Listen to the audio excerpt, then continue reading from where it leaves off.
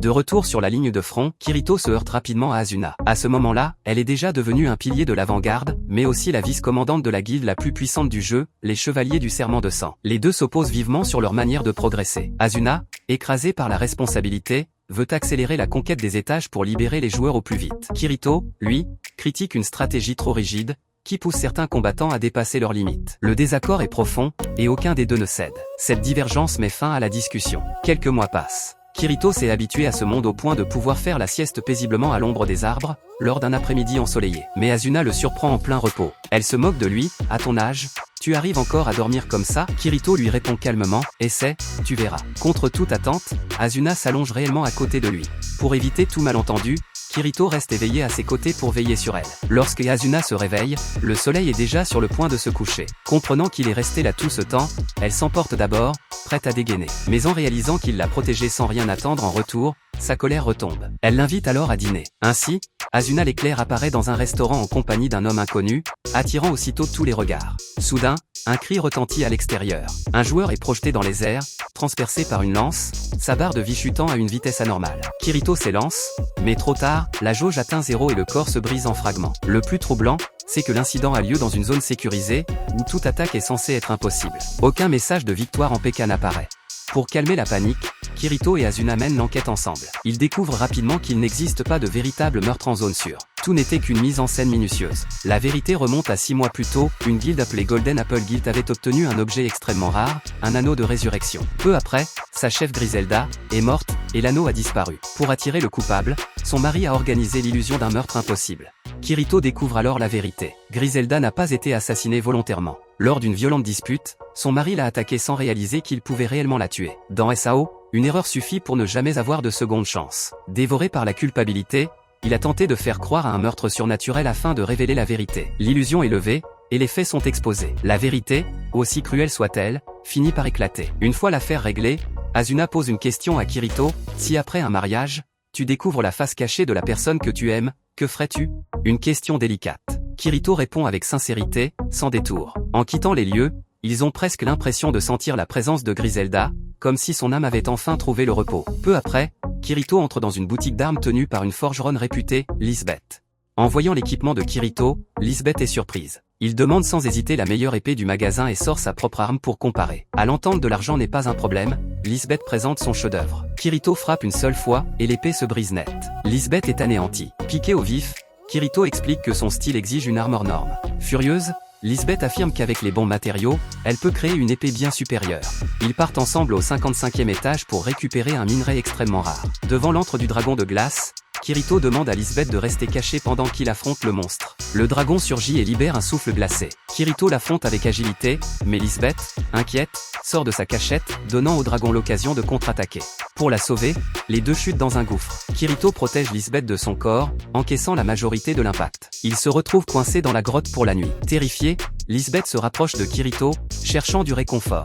À l'aube, Kirito récupère enfin le minerai. Le dragon réapparaît. Profitant d'une ouverture, Kirito saisit Lisbeth et saute, utilisant l'élan du monstre pour s'échapper.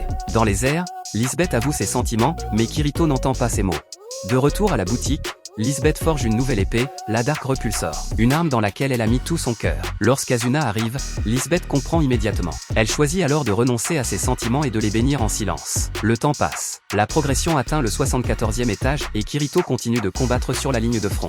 À mesure que les étages avancent, les monstres deviennent plus puissants et plus intelligents. Un jour, Kirito obtient un ingrédient extrêmement rare. Mais son talent culinaire est catastrophique. Il tente de le vendre, sans succès. C'est alors que Asuna intervient. Sa compétence de cuisine est au niveau maximal. Kirito lui confie immédiatement ses ingrédients. Asuna accepte, à une condition. Kirito devra écrire un long rapport pour elle. Puis, jugeant la cuisine d'auberge insuffisante, elle l'invite chez elle. Un vaste manoir avec vue sur l'océan. Kirito reste sans voix. Asuna cuisine avec une précision parfaite. Kirito observe, fasciné. En goûtant le plat, il affiche un bonheur sincère. Asuna interprète mal sa réaction, et un quiproquo s'installe. Kirito se justifie aussitôt, quand l'esprit est vide, l'épée frappe sans hésitation. Face à l'invitation d'Asuna à former une équipe permanente, Kirito tente d'esquiver, prétextant que la ligne de front est devenue trop dangereuse. En réalité, il refuse de s'attacher à quiconque. Après une nuit blanche passée à hésiter, il attend près d'un portail de téléportation, lorsqu'une silhouette surgit brusquement pour l'arrêter. C'est Asuna. Peu après, plusieurs membres des Chevaliers du Serment de Sang arrivent sur place. Sous couvert de protection, l'un des membres de la guilde, Kuradale, surveille Asuna de manière oppressante, affirmant agir pour son bien. Il tente même de la forcer à partir avec lui. Face à l'impuissance d'Asuna, Kirito s'interpose calmement et prend la responsabilité de la situation. Hors de lui, Kuradale provoque Kirito en duel devant tout le monde. Avec l'accord d'Asuna, Kirito accepte. Dès le signal donné, les deux armes s'illuminent. Aucun échauffement, aucun test, le combat commence à pleine puissance. Au moment du choc frontal, Kirito abaisse volontairement sa garde. Convaincu d'avoir pris l'avantage, Kuradale abat son épée, mais il est déjà trop tard. La seconde suivante, l'épée de Kuradale se brise net en deux. Si Kirito n'avait pas retenu son coup, il l'aurait tué sur le champ. Mais l'homme ne renonce pas, il sort un poignard et tente une attaque sournoise. Cette fois, Asuna intervient sans hésiter. Elle dévie la lame d'un coup sec, et en tant que vice-commandante, ordonne à Kuradale de quitter immédiatement les lieux. Humilié publiquement, il bat en retraite. Enfin tranquille, Kirito et Asuna peuvent former un groupe et se diriger vers la zone du labyrinthe. Habitué à combattre seul, Kirito bénéficie cette fois du soutien d'une joueuse d'élite.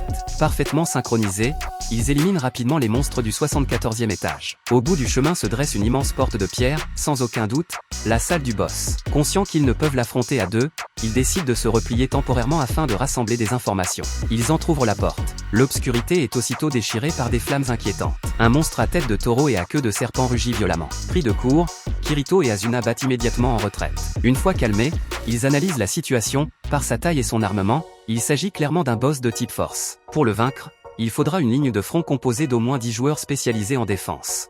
Asuna soulève alors une incohérence. L'épée à une main permet normalement d'utiliser un bouclier, mais Kirito n'en équipe jamais. Il n'utilise pas non plus d'armes forgées par Lisbeth. Tu es vraiment suspect. Face à ces questions, Kirito reste silencieux. Heureusement, Asuna change de sujet et sort les sandwichs qu'elle a préparés. À l'idée de bien manger, Kirito retrouve immédiatement toute son énergie. Faire équipe avec Asuna, c'est combattre efficacement et manger comme dans le monde réel. Elle explique fièrement qu'après 2 ans, elle a presque réuni toutes les épices disponibles dans SAO. Grâce au système de restitution du goût, elle peut reproduire fidèlement des saveurs réelles. Kirito est impressionné. À ce moment-là, un portail s'illumine, Klein et son groupe apparaissent. En voyant Kirito accompagné d'une jeune femme, Klein se présente aussitôt. Mais lorsqu'il réalise qu'il s'agit de la célèbre Asuna l'éclair, l'excitation devient incontrôlable, obligeant Kirito à s'interposer physiquement pour la protéger. Soudain, un autre groupe arrive, parfaitement organisé. À leurs armures identiques, il s'agit de l'armée. Ils prétendent œuvrer pour la libération des joueurs piégés, mais forcent les autres à leur remettre ressources et informations. Leur chef, armé d'un marteau massif, exige la carte du labyrinthe au nom d'une répartition équitable. Klein est furieux,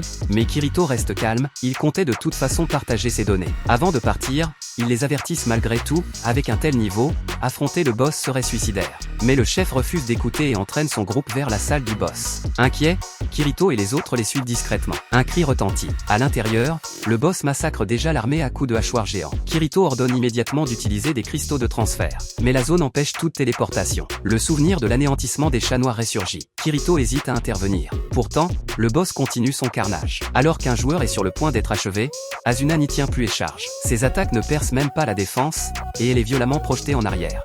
À cet instant, Kirito cesse toute retenue. Il bloque l'attaque, ordonne à Asuna de se replier, et décide de retenir le boss seul pour sauver le plus de vies possible. Mais en combat de force pure, il est dominé. Comprenant que personne ne survivra ainsi, il change brusquement d'équipement. Sous les regards médusés des joueurs, Kirito dégaine une seconde épée. Style à 2 lames, compétence unique.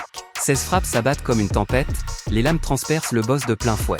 En sacrifiant toute défense, Kirito libère une puissance offensive démesurée. Dans un ultime effort, il porte le coup final. Le boss se désintègre en fragments. Ses points de vie tombent à un niveau critique, mais il accomplit un exploit inédit dans un crade, vaincre seul un boss d'étage. Lorsqu'il reprend conscience, Asuna est à ses côtés. Cependant, la révélation du style à 2 lames a déjà bouleversé l'ensemble de la communauté de joueurs. On se voit dans la partie suivante. Abonne-toi pour être notifié à chaque fois qu'on publie une nouvelle vidéo. Salut!